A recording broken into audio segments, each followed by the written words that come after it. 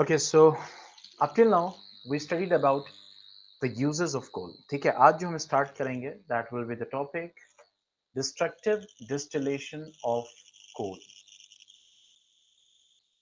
Destructive distillation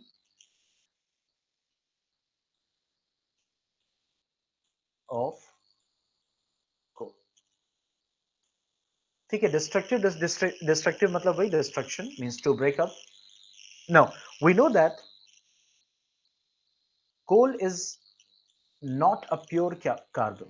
यानी कि अगर हम बात करें कोल की तो ऑब्वियसली कल देखा हमने जब वुड से एंथ्रासाइट में कोल कन्वर्ट हुआ, ठीक है, कार्बोनाइजेशन प्रोसेस से, तो उससे हो क्या रहा है, कार्बन कंटेंट धीरे धीरे बढ़ रहा है और जितना ज्यादा कार्बन कंटेंट उतना अच्छा कोल। ठीक है, लेकिन एंथ्रासाइट को क्यों नहीं यूज करते, क्योंकि बहुत हार्ड होता है, इसलिए बिट्यूमिनस जनरली यूज होता है एज अ हाउस होल्ड कोल, घरों में जो इस्तेमाल होता है या फिर आपके डिफरेंट फर्नेस में यूज किया जाता है, तो वो क्या है, दैट इज बिट्यूमिनस।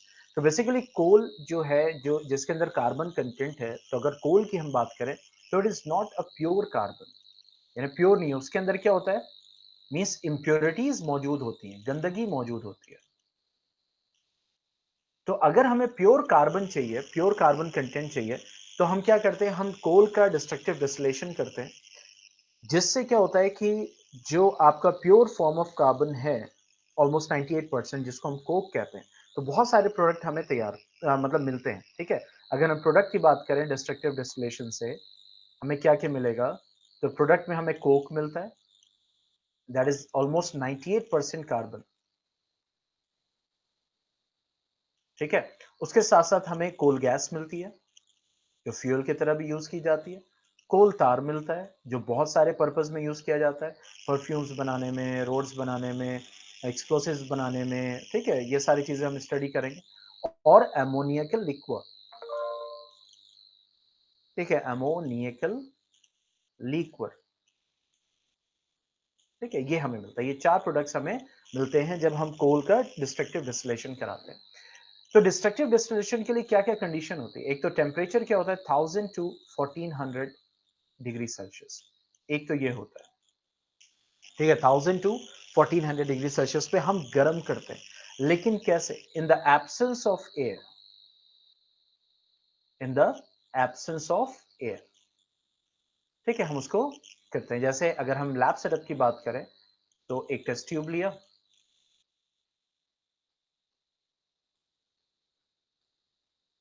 ओके, और डिलीवरी ट्यूब है, ये डिलीवरी ट्यूब है,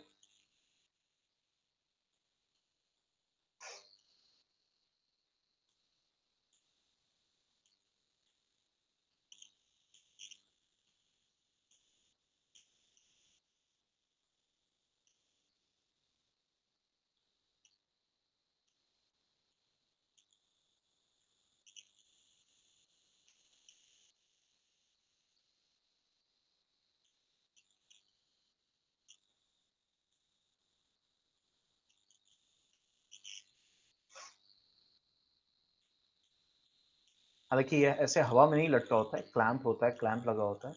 मैं सिर्फ मेन चीज यहाँ पे बना रहा हूँ। ठीक है, यहाँ पे क्लैंप स्टैंड होता है बेसिकली, जिसपे वो पूरा सेटअप क्लैंप होता है, टेस्ट ट्यूब्स क्लैंप होते हैं। ठीक है, I am just drawing a rough diagram. Okay, और तो अब इसमें क्या है, ये नीचे से क्या आ रही, हीट। ठीक है, हीट आ रही है। Now this is what, this is coal powder. ये आपका क्या है, कोल पाउडर है, समझ गए। ये आपके टेस्ट ट्यूब्स हैं, ये कॉर्क लगे हुए हैं, ये डिलीवरी ट्यूब है, और यहाँ पे आपका क्या है, दैट इज, ठीक है, देयर इज वाटर। ठीक है, ये वाटर है, और ये आपका क्या है, दैट इज कोल तार, दिस इज कोल तार। ओके,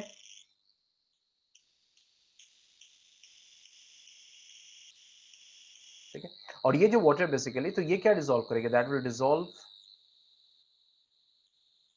अमोनिया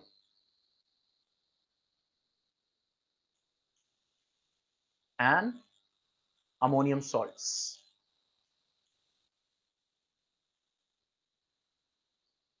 ठीक है, यानी अमोनिकल लिक्वर यहां पे होगा और यहां से क्या रिलीज होगा, दैट इज कोल गैस। तो देखिए यहां पे आपको डिस्ट्रक्टिव डिस्टिलेशन कोल पाउडर को होगा। तो जब आप इसको, क्योंकि देखो यहां पे हमने ट्यूब को क्या किया, बंद किया हुआ है ना, मींस एब्सेंस ऑफ एयर चाहिए, और इसको अब हीट करते हैं तो होगा क्या, इस कोल के अंदर जो इम्प्योर, मैंने बताया ना इम्प्योरिटीज होती हैं, तो जो इम्प्योरिटीज होती हैं वो वोलेटाइल फॉर्म में यहां से जाती हैं, ठीक है। तो ऑब्वियसली वो जब यहां पहुंच रही हैं तो इसमें क्या आ रहा है, कोलतार बन के रेडी हो रहा है, अमोनिकल लिक्वर भी है, और गैस जो है that is being taken out in the form of coal gas. तो आपको कोल गैस भी मिल गया, अमोनिकल लिक्वर हो गया, कोल तार भी मिल गया, और आप कहेंगे सर कोक का है, तो जब ये कोल पाउडर को आप हीट करो इसमें से इंप्योरिटीज जो कि वोलेटाइल, वोलेटाइल किसको कहते हैं, that is in the gaseous form, ठीक है। तो वो जो वोलेटाइल इंप्योरिटीज है वो उसमें से रिलीज हो रही है, तो ये पीछे जो छोड़ गए ना यहाँ पे, ये कोल को जब हमने हीट किया तो अब इंप्योरिटीज जब निकल गई, तो इंप्योरिटीज निकलने के बाद जो यहाँ पे बचा ना, दिस इज व्हाट कोक, ये कोक है, दैट इज 98% कार्बन। अब समझ में आया। तो डिस्ट्रक्टिव डिस्टिलेशन ऑफ कोल में क्या करते हैं, हीट करते हैं कोल को एब्सेंस ऑफ एयर में, and we get four products, that is coke, coal tar, ammoniacal liquor and coal gas. यहां तक पॉइंट क्लियर हुआ? Yes class 8, destructive distillation of coal.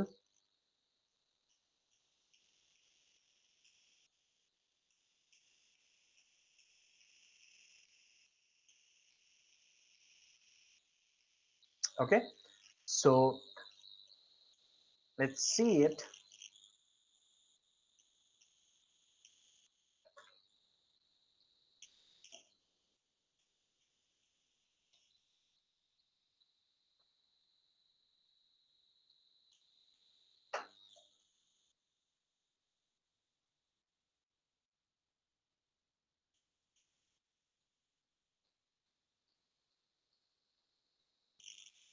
कोई शॉर्ट वीडियो सेलेक्ट करते हैं? Yes, see this.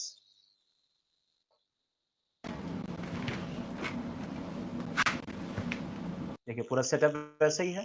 देखिए यहाँ पे क्या है, कोल है, यहाँ पे एक कॉर्क लगा दिया, उसको बंद कर दिया, उसके बाद एक डिलीवरी ट्यूब है, ठीक है, वो यहाँ पे जा रही है, वो यहाँ पे जो वाटर है ये ट्यूब यहाँ तक पास कर रही है, और यहाँ से एक गैस के आउटकम के लिए यहाँ पे एक आपके जो है ट्यूब कनेक्टेड है, ठीक है, जिससे गैस निकलेगी। क्लियर?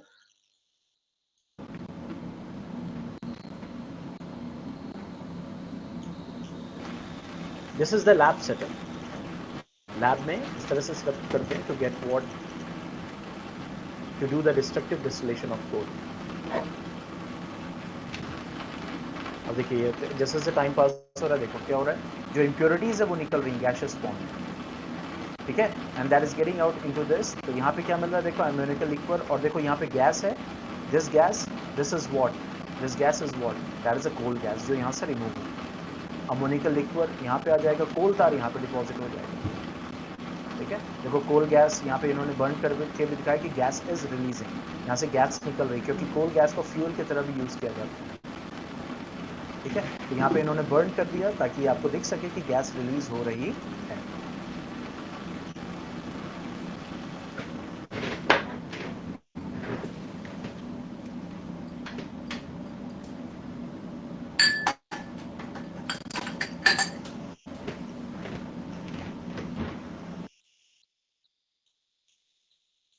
पॉइंट क्लियर हुआ?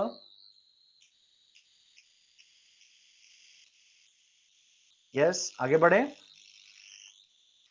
अब हम इनके प्रोडक्ट्स पे जो डिस्ट्रक्टिव डिस्टिलेशन ऑफ कोल से हमें मिलता है उस पे हम फोकस करेंगे। First will talk about coke, then coal tar, then coal gas, ठीक है, इनके बारे में बात करेंगे। तो coming to the board now,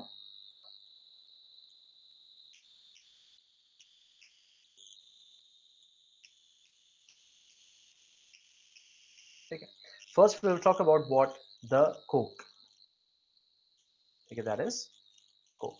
अगर हम कोक की बात करें तो it is a greyish black residue, यानी हीट करने के बाद जो बचता है उसको हम क्या बोल रहे हैं, कोक बोल रहे हैं। इट इज अबाउट 98% कार्बन, ठीक है, इट इज अबाउट 98% कार्बन। ठीक है। ना how Coke is obtain basically, Coke जो है वो क्या है, कोल में से जब हम माइनस कर देते हैं क्या, मॉइस्चर प्लस वोलेटाइल इंप्योरिटीज, तो वहां जो बचता है उस टेस्ट ट्यूब में, ठीक है, वो क्या होता है, दैट इज द कोक। अगर हम यूजेस की बात करें कोक की, कि कोक कहां कहां यूज होता है, तो it is used as domestic fuel, fuel की तरह हम यूज करते हैं कोक को। ठीक है। उसके बाद it is used as in extraction of metals, जैसा मैंने कल आपको बताया था। ठीक है, एक्सट्रैक्शन ऑफ मेटल्स में ये काम आता है। जनरली आयरन को जब हम करते हैं एक्सट्रैक्ट, ठीक है, तो वहां पे ये यूज होता है। Okay. Now Coke is use for producing many gases, producing many gases, fuel gases basically कैसी होती हैं, फ्यूल गैसेस होती हैं। लाइक ये याद रखिएगा, तो कौन कौन सी, वाटर गैस, ठीक है, उसका फॉर्मूला होता है CO+H2, ठीक है, CO+H2। And second, that is producer gas, क्या बोलते हैं, producer gas.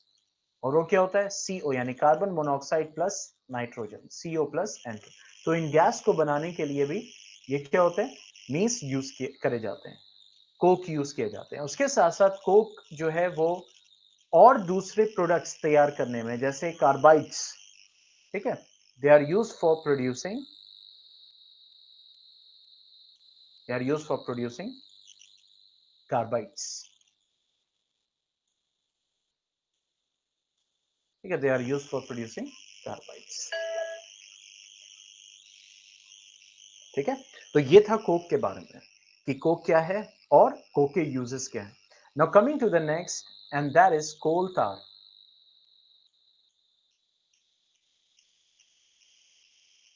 Next one is coal तार। ओके। ठीक है। तो कोल तार कहाँ था, वो हमें मिला था जहां पे अम्मोनिकल लिकर वाटर में रिजॉल्व हुआ था, तो नीचे कोल तार मिलता है। ठीक है। ना होता क्या है बेसिकली, इट इज अ तारी मटेरियल,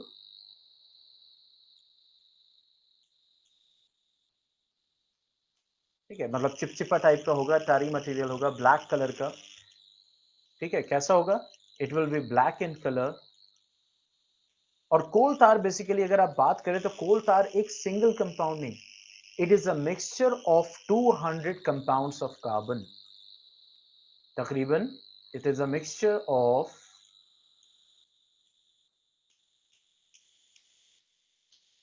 यानी कोल तार एक नहीं है, मिक्सचर है, mixture of about 200 carbon compounds.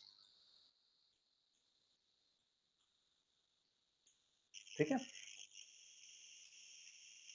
और अगर हम बात करें कि यूजेस कहां कहां इसको यूज करते हैं कोल तार को,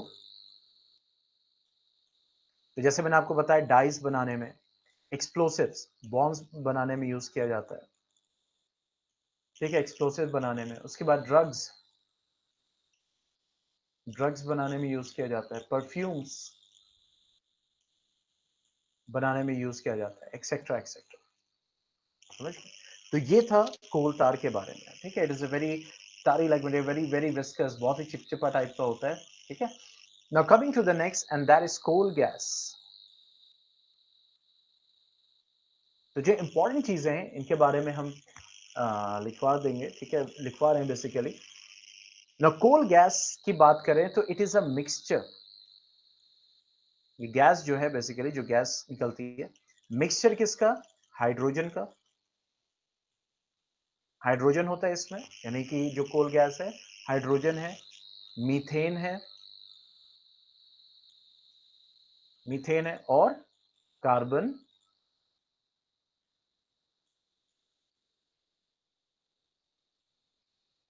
मोनोऑक्साइड, ठीक है। Hydrogen, methane and carbon monoxide का क्या होगा, ये मिक्सचर होगा, ठीक है। और ये फ्यूल की तरह भी यूज करते हैं, क्यों? क्योंकि आपका जो हाइड्रोजन है, मीथेन है, कार्बन मोनोऑक्साइड है, ठीक है, ये क्या है, कंबस्टिबल है। कंबस्टिबल मतलब कि अगर हम बात करें, अच्छा इसमें नाइट्रोजन भी होता है, मतलब अगर हम इसको देखें कार्बन मोनोऑक्साइड के साथ साथ यू हैव नाइट्रोजन। तो नाइट्रोजन कंबस्टिबल, कंबस्टिबल किसको कहते हैं, जो जले। कंबस्टिबल किसको कहते हैं, जो बर्न हो, जो जले, ठीक है। तो नाइट्रोजन तो कंबस्टिबल नहीं होता, लेकिन आपका जो हाइड्रोजन, मीथेन और कार्बन मोनोऑक्साइड होता है वो कंबस्टिबल होता है। और इसमें सबसे ज्यादा जो होता है हाइड्रोजन होता है, हाइड्रोजन सबसे ज्यादा होता है। उसके बाद आता है मीथेन, CH4। उसके बाद आता है कार्बन मोनोऑक्साइड और सबसे कम होता है इसमें नाइट्रोजन। मतलब जो आपका कोल गैस होता है वो हाइड्रोजन, मीथेन, कार्बन मोनोऑक्साइड और नाइट्रोजन का क्या होता है, मिक्सचर होता है, ठीक है। जिसमें हाइड्रोजन, मीथेन और कार्बन डाइऑक्साइड कंबस्टिबल होते हैं, बर्न करेंगे, नाइट्रोजन कंबस्टिबल नहीं होता। और सबसे ज्यादा परसेंटेज किसकी होती है, हाइड्रोजन की होती है इसमें, कोल गैस में, ओके। और अगर हम इसकी कैलोरीफिक वैल्यू की बात करें तो it has high calorific value, मतलब कि अगर आप इसको बर्न करोगे तो it will release a large amount of energy, ठीक है। इस वजह से इसको एज अ फ्यूल यूज करते हैं, that is a coal gas. अब अगर यूजेस की बात करें कोल गैस की, ठीक है, तो जैसे मैंने पहले आपको बताया कि डोमेस्टिक या फिर इंडस्ट्रियल फ्यूल की तरह यूज होता है, ठीक है। इसको फ्यूल की तरह यूज किया जाता है। उसके बाद ये ध्यान रखिएगा कि street lightning,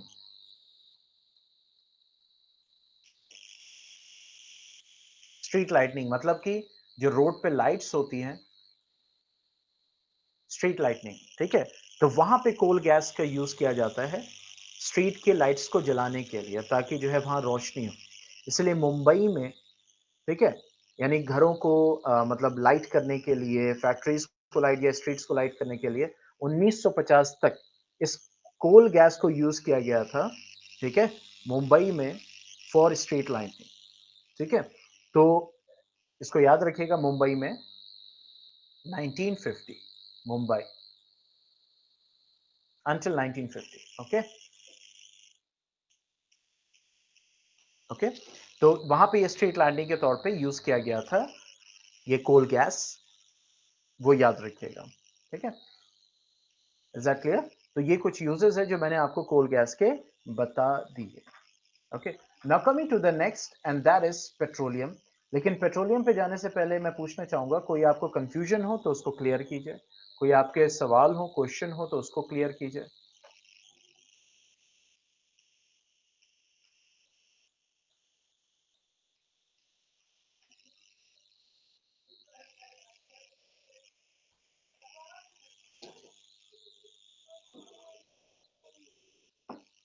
yes, tab in the chat box, कोई कंफ्यूजन नहीं, ओके।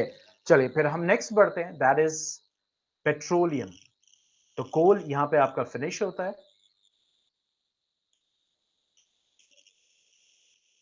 ठीक है। Coming to the next topic and that is petroleum,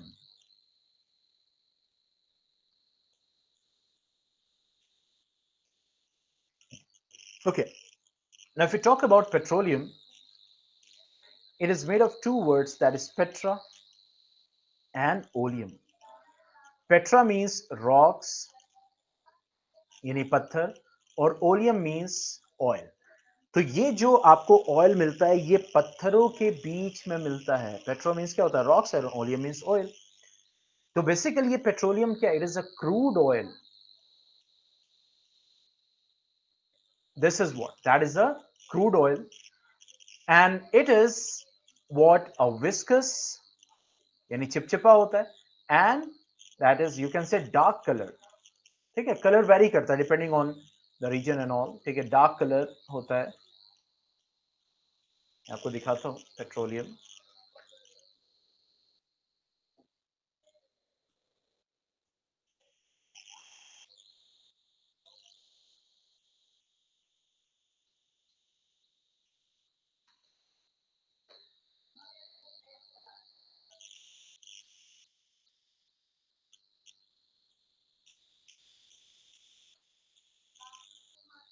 ठीक है, लाइक दिस, ठीक है. So it is a dark colored and it is a viscous fluid that is being found between the rocks. That's why it is known as what? That is petroleum. Okay. Now it is having what? It is having unpleasant odor. मतलब महक इसकी अच्छी नहीं होती है. Unpleasant odor. ठीक है, इसकी महक जो होती है वो अच्छी नहीं होती है. ठीक है. And it is lighter than water. हल्का होता है, पानी से हल्का होता है. Lighter than water. Okay. अब अगर हम इसके फॉर्मेशन की बात करें, ठीक है, कैसे बनता है पेट्रोलियम? तो देखो, समंदर में, ठीक है, you have different different living organisms, unicellular, multicellular, big, small. तो जब ये लिविंग ऑर्गेनिजम्स क्या होते हैं, डाई होते हैं, मरते हैं, तो धीरे धीरे वो नीचे सेटल डाउन कर जाते हैं, यानी सी बेड में. ठीक है, ये आपका समंदर है.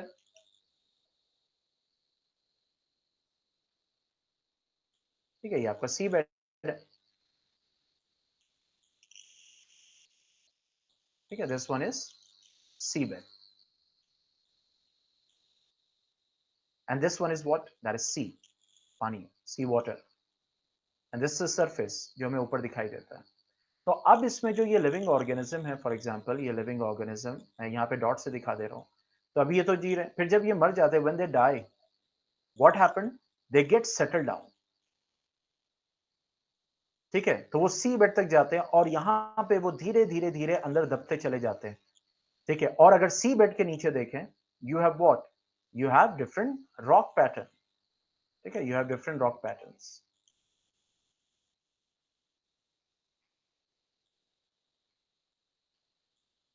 ठीक है, ये सी बेड के नीचे हम जा रहे हैं. क्लियर? तो अब जैसे जैसे ये सेटल डाउन कर जाएंगे, तो ये जो लिविंग ऑर्गेनिज्म जो अब डेड कर चुके हैं, डेड ऑर्गेनिज्म है, ये सेटल डाउन करेंगे और उसी पे क्या पड़ेगा? हाई टेम्परेचर पड़ेगा.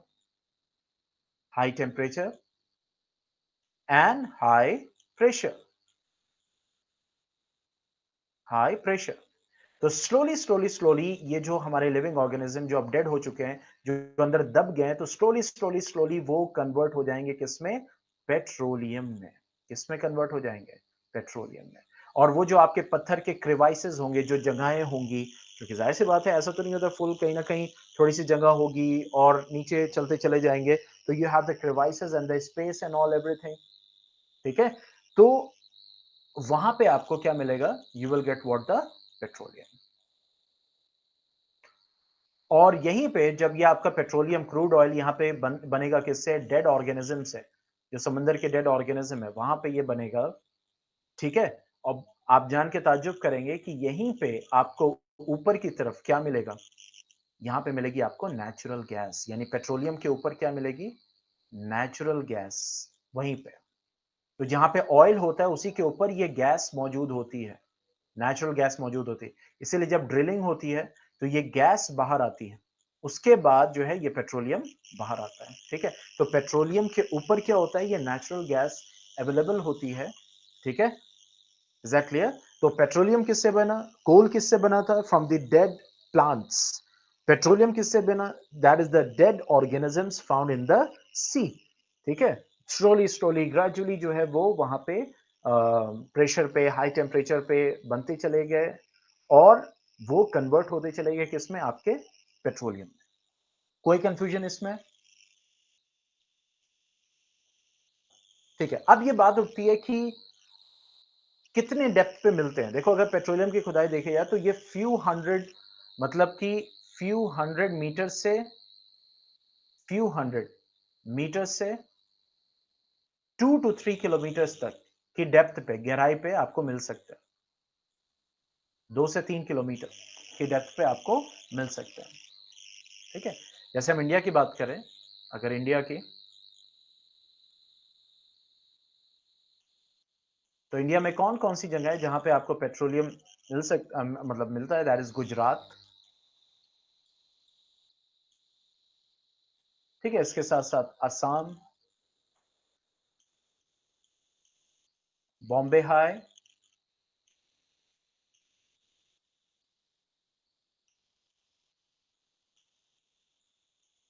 ठीक है, of shores of Godavari and Kaveri,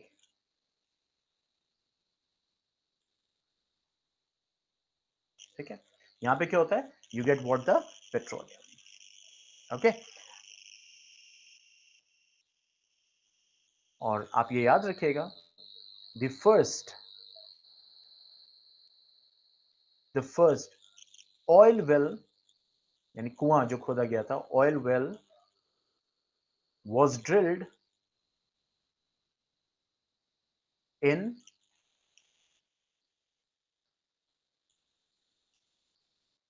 Pennsylvania,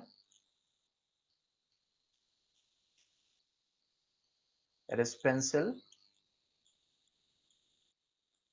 USA, that is in 1859, okay। तो पहला जो ऑयल ड्रिल किया गया था पूरी दुनिया में, that was in Pennsylvania, USA, that was done in 1859, okay। तो ये था पेट्रोलियम के बारे में, यानी पेट्रोलियम का इंट्रोडक्शन। इसमें कोई कंफ्यूजन, कोई डाउट, कोई क्वेश्चन?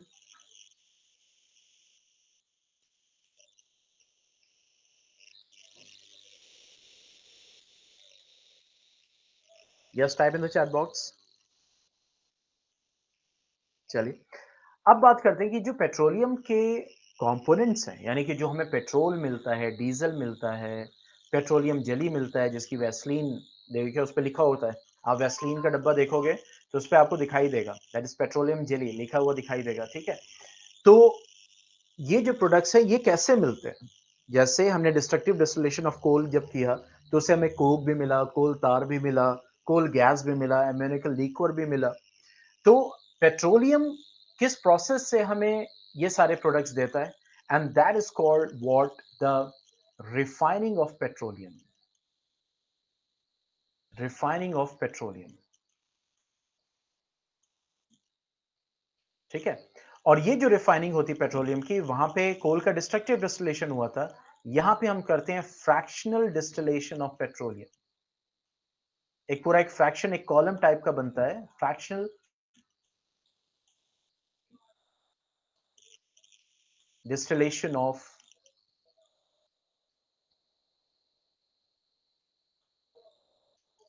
पेट्रोलियम, ठीक है। अब फ्रैक्शनल डिस्टिलेशन में क्या करते हैं, फ्रैक्शनल डिस्टिलेशन ऑफ पेट्रोलियम में एक फ्रैक्शन, एक कॉलम होता है जिसमें हम पेट्रोलियम को 400 डिग्री सेल्सियस पे जो क्या करते हैं वो गर्म करते हैं, ठीक है। 4 डिग्री, एक टॉल फ्रैक्शनेटिंग टावर होता है, एक टावर टाइप का होता है, अभी मैं दिखाऊंगा आपको। अभी एक रफ डायग्राम थोड़ा सा टेढ़ा बन रहा है, इस टाइप से नहीं होता है कि थोड़ा कर्व हो, दैट इज स्ट्रेट, जैसे कॉलम, सिलिंड्रिकल कॉलम होता है बेसिकली,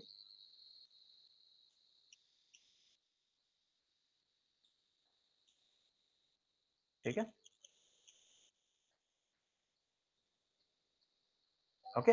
अब देखो, अब इसके जो कंपोनेंट्स है बेसिकली, अगर हम पेट्रोलियम में क्या है, पेट्रोल, डीजल, केरोसिन, ये सब आप जानते हैं, ठीक है। केरोसिन जिसको हम मिट्टी का तेल कहते हैं, ठीक है, इसीलिए मिट्टी का तेल बोला जाता है, okay. Fuel oil, lubricating oil, lubricant, grease व्रीस जो बनती है ना, वो इसी से निकाला जाता है। लुब्रिकेटिंग ऑयल जो लुब्रिकेशन के लिए साइकिल की चेन वेन में आप डालते हैं, ठीक है। तार, ठीक है, पेट्रोलियम गैस, और यही है आपका एलपीजी, लिक्विफाइड पेट्रोलियम गैस, यहीं से आ रहा है, ठीक है, जिसको हम यूज करते हैं घर में, ओके। तो ये सब जो कंपोनेंट्स हैं ये पेट्रोलियम में हैं। तो होता क्या है कि ये जो पेट्रोलियम है बेसिकली, इसको हम 400 डिग्री सेल्सियस पे इस कॉलम में बर्न करते हैं।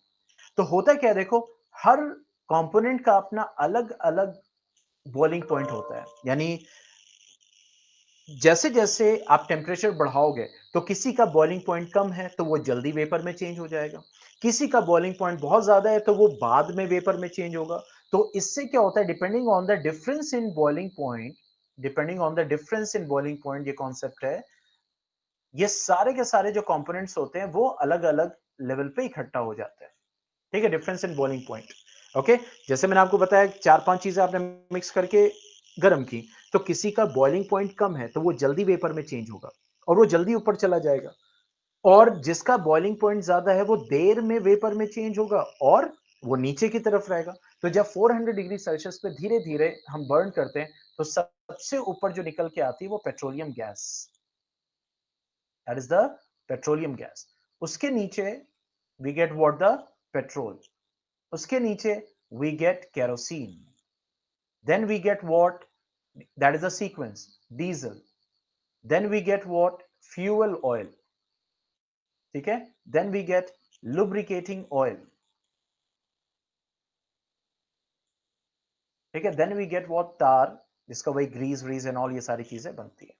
तो ये आपका जो है वो सीक्वेंस होता है, यानी कि पेट्रोलियम गैस, इसका मतलब क्या हो गया कि ये जो कंपोनेंट है, जो पेट्रोलियम गैस का कंपोनेंट है, ठीक है, वो जल्दी वेपर में चेंज हो गया क्योंकि बॉइलिंग पॉइंट कम था। ठीक है, उससे ज्यादा बॉइलिंग पॉइंट पेट्रोल का था, इसलिए उसके नीचे मिला।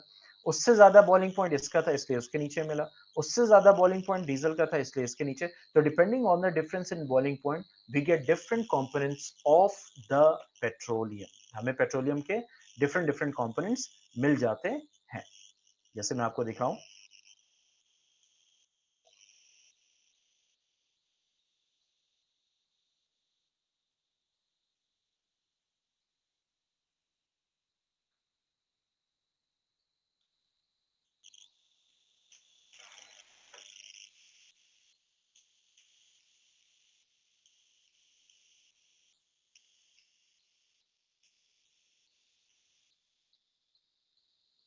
तो इस वीडियो को गौर से देखिएगा, तो इसमें बहुत सारी चीजें समझ में आ जाएंगे आपके।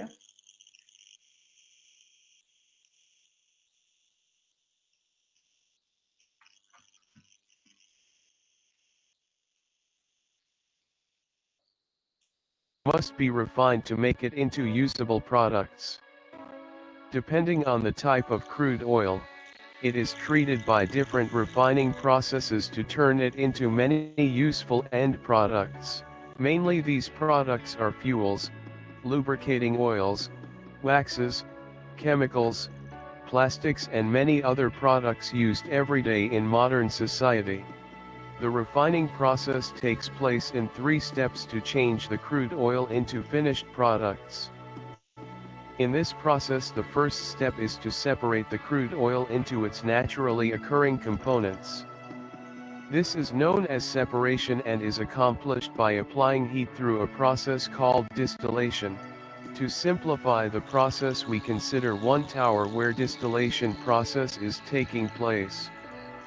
Crude oil is supplied to a furnace before the distillation tower, where देखिए, crude क्रूड oil ऑयल जो is है heated जा रहा है, and petroleum vaporized furnace and it है, becomes the crude ठीक oil है, mixture.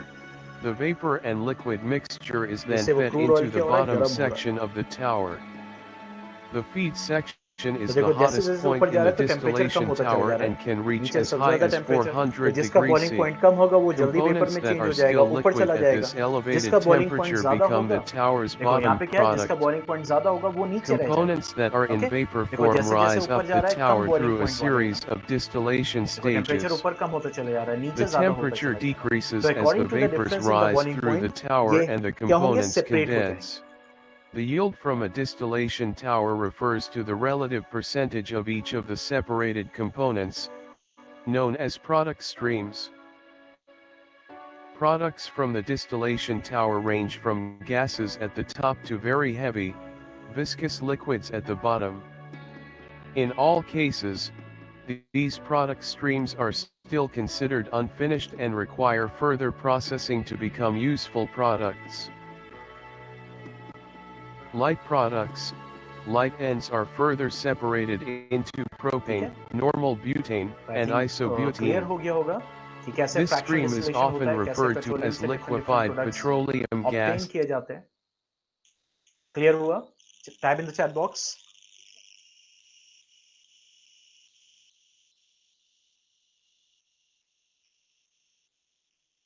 ओके, चलिए अब आगे बढ़ते हैं। अब ये जो पेट्रोलियम है, इससे जो हमें प्रोडक्ट मिले, तो कौन से प्रोडक्ट्स पेट्रोलियम के एज अ फ्यूल यूज किए जाते हैं और कौन से प्रोडक्ट पेट्रोलियम के जो एज अ फ्यूल यूज नहीं किए जाते हैं? ठीक है, ओके, तो petroleum products which are used as a fuel, petroleum products which are used as fuel, ठीक है। तो उसमें कौन कौन से हो गया आपके, that is petroleum gas, that is very common, LPG cylinder घर में यूज होता है, ठीक है। लिक्विफाइड पेट्रोलियम, वो लिक्विड फॉर्म में करके फिर उसके बाद उसको सिलेंडर में स्टोर किया जाता है, ठीक है। पेट्रोल हो गया जिसको आप गैसोलीन कहते हैं, ठीक है। कैरोसिन हो गया, डीजल हो गया, ठीक है। And petroleum products which are not used as fuel, which are not used as fuel, ठीक है। जैसे पेट्रोलियम ईथर हो गया,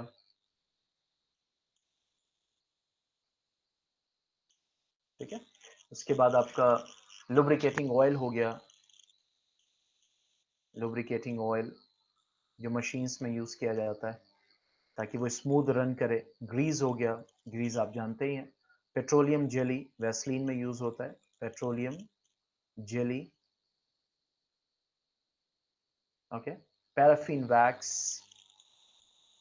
ये सब आपको नीचे मिलता है, एकदम नीचे कॉलम में नीचे, ठीक है। पैराफिन वैक्स, ये सारी चीज, इज दैट क्लियर? नाउ अब हम बढ़ते हैं आगे, that is about natural gas, ठीक है। नेचुरल गैस, अब देखो जैसे मैंने आपको बताया जो गैस होती है वो क्या होती है, that is available in that area where petroleum is found, यानी पेट्रोलियम जहां पे आपका होता है उसी के ऊपर, पेट्रोलियम के ऊपर ये गैस अवेलेबल होती है। तो it is a mixture of lower hydrocarbons, जो नेचुरल गैस होती है,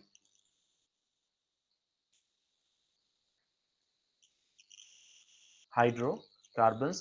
देखो हाइड्रोकार्बन्स क्या होता है, वो कंपाउंड जो हाइड्रोजन और कार्बन के बने होते हैं, ठीक है। The compounds which are made of which are made of carbon and hydrogen, ठीक है। Now it consist mainly of methane, इसमें मेन जो कंपोनेंट होता है नेचुरल गैस में वो क्या होता है, मीथेन, जिसका फॉर्मूला होता है CH4, ये याद रखिएगा, ठीक है। देखो मीथेन पेट्रोल वहां पे कोल गैस में भी थी, हाइड्रोजन था, मीथेन था, ठीक है, कार्बन मोनोऑक्साइड था और नाइट्रोजन था, तो वहां पे भी मीथेन था। और यहाँ पे मीथेन मेन, वहां पे हाइड्रोजन मेन कंपोनेंट था, यहाँ पे मीथेन मेन कंपोनेंट है, यानी सबसे ज्यादा क्या होगा, मीथेन। नाउ नेचुरल गैस क्या होता है, आइडियल फ्यूल है। देखो आइडियल फ्यूल वो फ्यूल होता है जो, मैं इसकी कैटेगरी अब लिख रहा हूं कि किस फ्यूल को आप आइडियल, हर फ्यूल को नहीं, मतलब it Burns with blue smokeless flame, यानी जब आप उसको जलाएं तो धुआं ना हो। जब आप उसको, जैसे आप एलपीजी जलाते हो ना, लिक्विफाइड पेट्रोलियम गैस घर में, तो आप देखो चूल्हे से क्या गैस निकलती है, नहीं, ब्लू फ्लेम निकलती है, धुआं नहीं उठता है। तो that is one of the feature of an ideal fuel, ठीक है। Second category, it does not leave ash, यानी जब आप इसको जलाओगे तो जनरली जो एश होता है, राख जो होती है, वो सॉलिड फ्यूल में निकलता है, काउ डंग केक हो गया, कोल हो गया, वुड हो गया, तो does not leave ash after burning, यानी जब वो जलेगा उसके बाद, जलने के बाद वो राख नहीं छोड़ता, ठीक है। तो आइडियल फ्यूल के सेकेंड कैटेगरी है। और उसके बाद it has high calorific value, it has high calorific value, means it is about 55 kilojoule per kilogram, sorry, per gram, sorry, ठीक है। तो ये और भी कैटेगरीज होती है, मतलब कि अगर फीचर्स की बात करें, कैटेगरीज नहीं, बेसिकली फीचर्स की बात करें कि आइडियल फ्यूल किसको कहते हैं, तो इजी टू ट्रांसपोर्ट होना चाहिए, आप इजीली उसको ट्रांसपोर्ट कर सको, इजीली अवेलेबल हो जाए, चीप हो, मतलब कि हर किसी को मतलब अवेलेबल हो जाए, ठीक है। तो ये सारे फीचर्स भी होते हैं, लेकिन ये मेन फीचर्स हैं कि वो ब्लू स्मोकलेस फ्लेम होना चाहिए, कोई ऐश प्रोड्यूस ना करें, and it must have what, the high calorific value. अगर हम यूजेस की बात करें तो इट इज यूज एज, वही फ्यूल की तरह यूज होता है, domestic fuel and industrial fuel. Industrial fuel, ठीक है। उसके बाद they are use for obtaining hydrogen on large scale.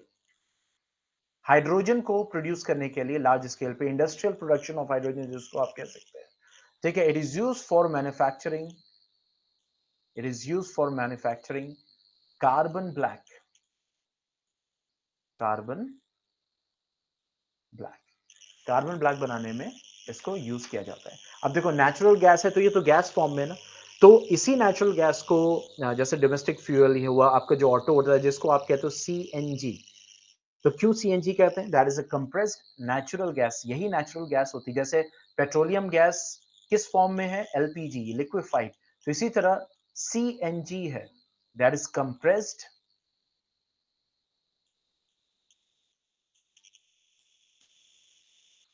ठीक है, that is compressed natural gas, compressed natural gas है, ठीक है। तो कंप्रेस्ड नेचुरल गैस क्यों? क्योंकि उस नेचुरल गैस को कंप्रेस करके, जब कंप्रेस करते हैं, उसको प्रेस किया जाता है तो वो लिक्विड में चेंज होता है, तो वो सिलेंडर में आपके अवेलेबल होता है। तो इसीलिए उस नेचुरल गैस को हम क्या बोलते हैं? That is compressed natural gas. और वो फ्यूल की तरह आपके कार, बसेस, क्योंकि सिलेंडर में आपने स्टोर कर दिया लिक्विड फॉर्म में कंप्रेस करके, तो आप उसको कार में यूज करें, बस में यूज करें। इसलिए आप देखिए सीएनजी के ऑटोज, सीएनजी के जो है बसेस, सीएनजी के कितना अवेलेबल है। और क्यों यूज किए जा रहे हैं? क्योंकि एनवायरमेंटल फ्रेंडली है, ठीक है। वो क्यों यूज किया जा रहा है? Because they are environment friendly. क्यों? क्योंकि आइडियल फ्यूल है ना, ठीक है। और आइडियल फ्यूल की एक और कैटेगरी होती है, इट प्रोड्यूसेस, अगर हम बात करें कैटेगरी मतलब फीचर की, तो it produces CO2 on burning. यानी सिर्फ जो प्रोड्यूस करेगा वो क्या प्रोड्यूस करेगा? That is carbon dioxide on hydrogen burning. साथ साथ वाटर भी प्रोड्यूस कर सकता है। अगर ये मीथेन की बात करें, जैसे अगर मीथेन है तो अगर आप इसको बर्न करोगे, so what you will gate? Carbon dioxide plus water in the form of vapour. तो ना कार्बन डाइऑक्साइड लिमिटेड कंटेंट में आपको नुकसान पहुंचाने वाला है, ना वाटर आपको नुकसान पहुंचाने वाला है। तो आइडियल फ्यूल की यही फीचर होता है कि जब आप उसको जलाओ तो कार्बन डाइऑक्साइड के अलावा दूसरे कोई जो आप कह सकते हो कि पॉल्यूटेंट वो प्रोड्यूस ना करें, ठीक है। Is that clear? तो कंप्रेस्ड नेचुरल गैस को हम यूज करते हैं, वही सीएनजी है, और ये वही नेचुरल गैस है जिसको कंप्रेस करके यूज किया जाता है, ओके। अच्छा, अब क्या कॉन्सिक्वेंसेस होंगे, यानी रिजल्ट निकलेंगे? तो इतने सारे इसके फायदे हैं जो हमने पढ़े।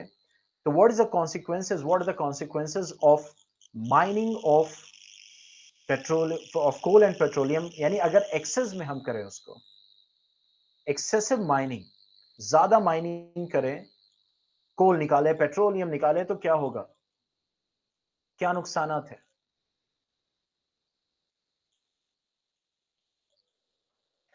देखो एक चीज याद रखो, अब कोल कहां है? जैसे ये अर्थ है, इसके अंदर कोल है, जैसे अर्थ है इसके अंदर कोल है, इसको बहुत ध्यान से समझना। तो जब इसकी खुदाई होगी, माइनिंग होगी, इस कोल को निकाल लिया जाएगा, तो जैसे ऐसे समझो कि यहाँ पे ऊपर है, यहाँ पे कोल था, अब इस कोल को निकाल लिया, तो यहाँ पे जो जगह है वो खाली हो जाएगी ना। तो जब यहाँ पे जगह खाली हो जाएगी, जब एक्सेसिव माइनिंग करोगे, जरूरत से ज्यादा करोगे, तो इसके ऊपर जो घर वर बने हुए हैं, तो इसके लिए नीचे सपोर्ट जो होगा वो कैसा हो जाएगा? वीक हो जाएगा। तो होगा क्या? ये पूरा का पूरा जमीन में धंस जाएगा। और यही होता है, जैसे झारखंड में क्या होता है, अचानक से पूरी पूरी की बिल्डिंग क्या होती है, वो नीचे धंस जाती है। क्यों? यही खतरा है, क्योंकि कोल निकाला जा रहा है, निकाला जा रहा है, तो अंदर जो जगह पैदा हो रही है, जो स्पेस क्रिएट हो रहा है, उसको भरा थोड़ी जा रहा है, वो तो खाली होता जा रहा है। तो उसके ऊपर जो मकानियत बनी हुई, जो बिल्डिंग्स बनी हुई है, तो वो उस जगह के लिए बहुत ही भारी हो जाती है, और वो पूरे के पूरे नीचे धंस जाती है। समझ गए? तो एक नुकसान ये है कि what it created, it creates hollow space.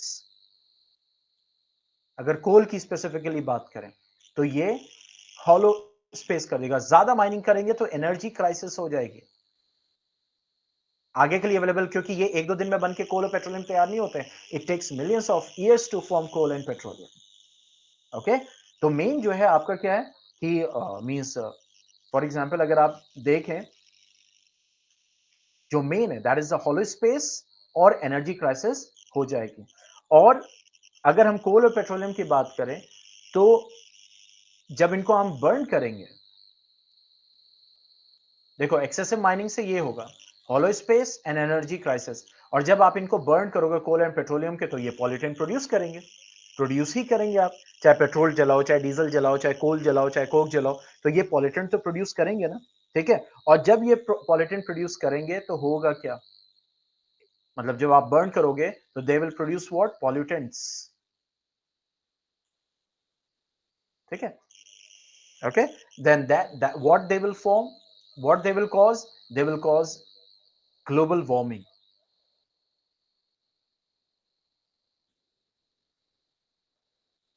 ठीक है, they will cause acid rain। ये नुकसानात होंगे। ठीक है, यानी कि जो आपका अर्थ का टेम्परेचर है वो इंक्रीज करता चला जाएगा, ग्लोबल वार्मिंग जिसको कहते हैं। ठीक है, जब पॉल्यूटेंट्स बढ़ेंगे तो हवा जो एटमॉस्फेयर है उसमें जो आपके पॉल्यूटेंट्स हैं वो हीट को एब्जॉर्ब करके रखेंगे, जिससे आपके अर्थ का टेम्परेचर बढ़ेगा। जब अर्थ का टेम्परेचर बढ़ेगा तो जो आइस कैप्स हैं या फिर पोलर कैप्स जिनको आप कह सकते हैं, वो बर्फ पिघलेगी और पिघल रही है ग्लोबल वार्मिंग की वजह से। तो बाढ़ आने का खतरा है ग्लोबल वार्मिंग की वजह से, ये 9th के क्लास में आप डिटेल में पढ़ेंगे। उसी तरीके से जब अ, अभी आपने पढ़ा कि जो नॉन मेटल, इससे पहले नॉन मेटल का जो ऑक्साइड होगा उसका नेचर क्या होता है, एसिडिक होता है या फिर क्या होता है, नेचर होता है। तो जब सॉरी न्यूट्रल होता है, कैसा होता है, neutral.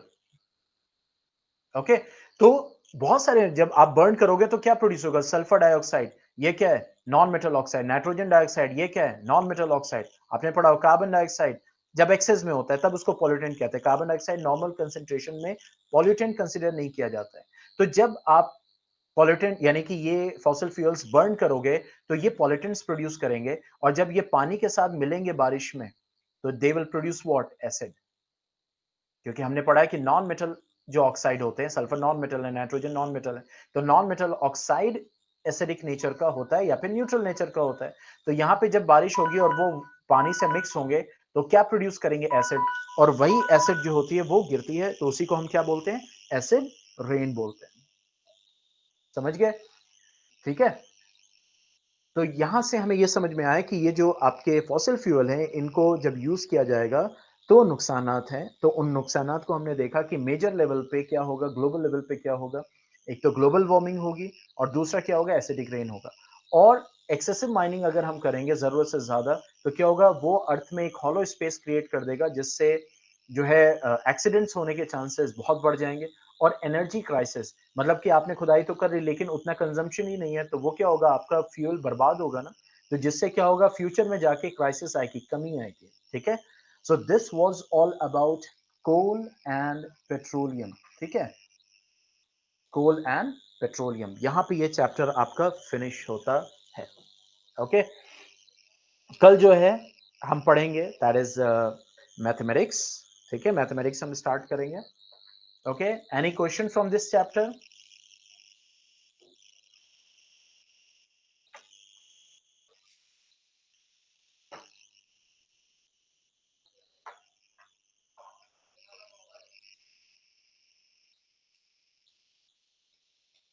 Yes, type in the chat box. Any confusion? Any question जो आप पूछना चाहते हैं?